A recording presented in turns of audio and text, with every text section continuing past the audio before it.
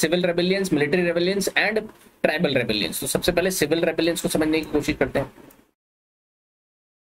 अब सिविल्स में कौन कौन आ रहे हैं? सिविल में वो आ रहा है जो मिलिट्री में नहीं आएंगे, ठीक है। तो सिविल रेबेलियंस में you will be seeing first of all the deposed native rulers guys. Deposed native rulers मतलब समझ रहे हो, जिन रूलर्स को भगा दिया गया वहां से, डिस्प्लेस्ड रूलर्स थे या तो उनके descendants. They were becoming the head of those rebellion, छोटे छोटे रेबेलियंस कर रहे थे, इनको डिपोज करा। सपोज इस एरिया में कोई A% रूल कर रहा था, ब्रिटिशर्स की पॉलिसीज नहीं फॉलो कर रहा था, इसको हटा दिया।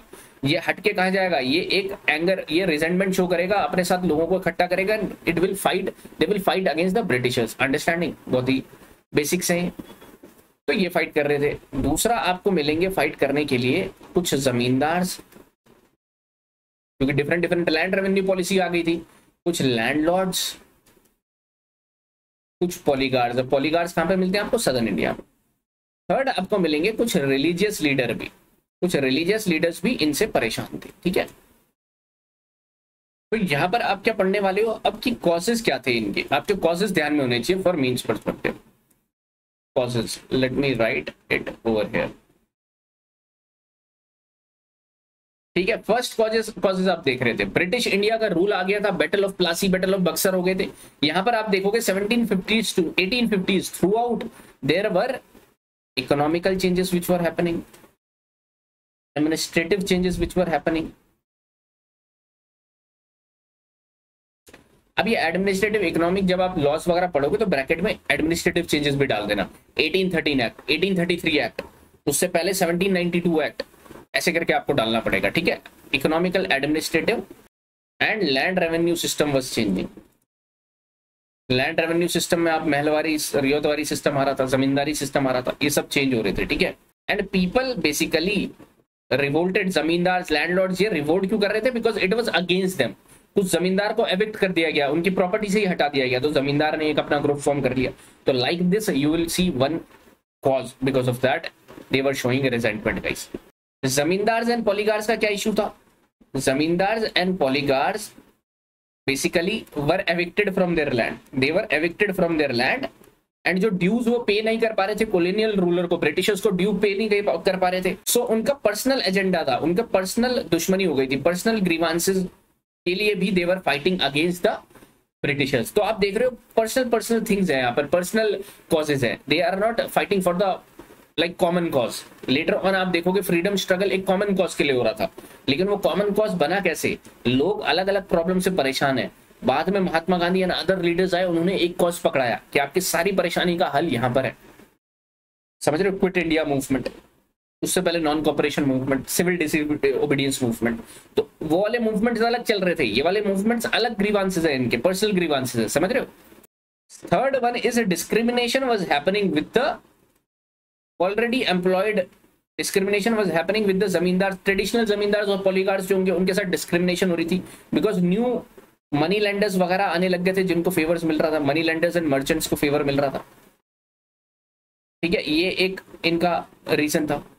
Fourth reason you will find ruin of handicraft industry guys, handicraft industries। अब इसकी वजह से होगा क्या? जो आर्टिसंस यहाँ पर एम्प्लॉयड थे वो अनएम्प्लॉयड हो जाएंगे।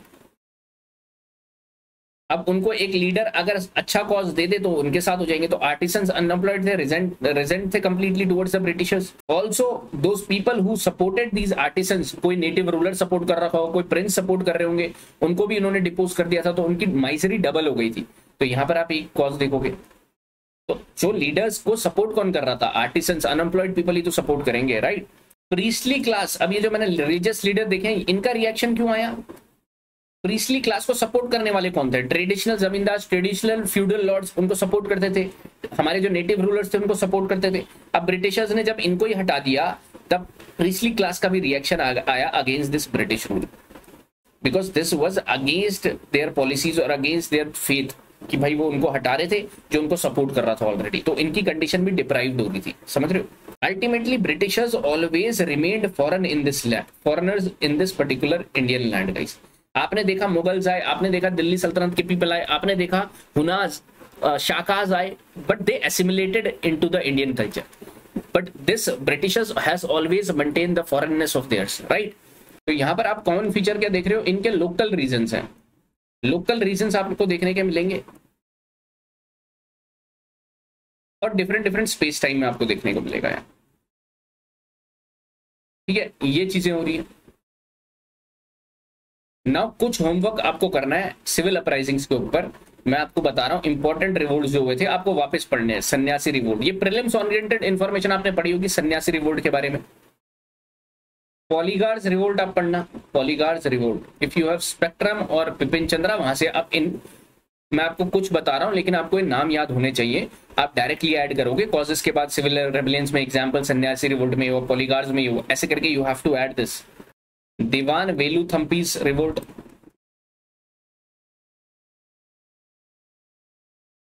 टाइमलाइन इज नॉट इंपॉर्टेंट क्योंकि आप देख रहे हो ये हम पढ़ रहे हैं 750 टू 857, 1857 से पहले कहां पर चल रहा था, ठीक है। Kutch rebellion you will understand, Paika rebellion you will understand, Punjab में जो वहाबी मूवमेंट चल रहा था, कुक्का मूवमेंट चल रहा था, ये रिलीजियस मूवमेंट है, रिलीजियस लीडर्स के द्वारा हो रहे थे, ये सब आपको पढ़ना है एक बार। रिलीजियस ओवरटोन के साथ फराजी भी हुआ था, पागलपंथी भी हुआ था। जस्ट आपको रीजन, एक लाइन में रीजन लिखना है, this you have to do. देखो I have some constraints guys, this is a mains crash course ए, और ये जो इन्फॉर्मेशन आपने प्रीलिम्स ओरिएंटेड, मेरे प्रीलिम्स क्रैश कोर्स में आपको इन सब की इन्फॉर्मेशन मिलेगी, but you don't have to go into that also. जब जस्ट आपको एक एक लाइन में इनके रीजंस ढूंढ लेने, सिर्फ रीजंस एक लाइन में you have to cover this, ठीक है। अब इसको इसके साथ आपको ऐड करना है एग्जामिनेशन टाइम में, ये दोनों अलग अलग रखो। सिविल रेबेलियंस के कॉजेज आपने रख लिए और बाकी ये क्या बोलते हैं, आपको कुछ सिविल रेबेलियंस के बारे में पता होना चाहिए, ये आपके मोर देन इनफ है। 9-10 सिविल रेबेलियंस आपको पता होना चाहिए, that is more than enough, ठीक है।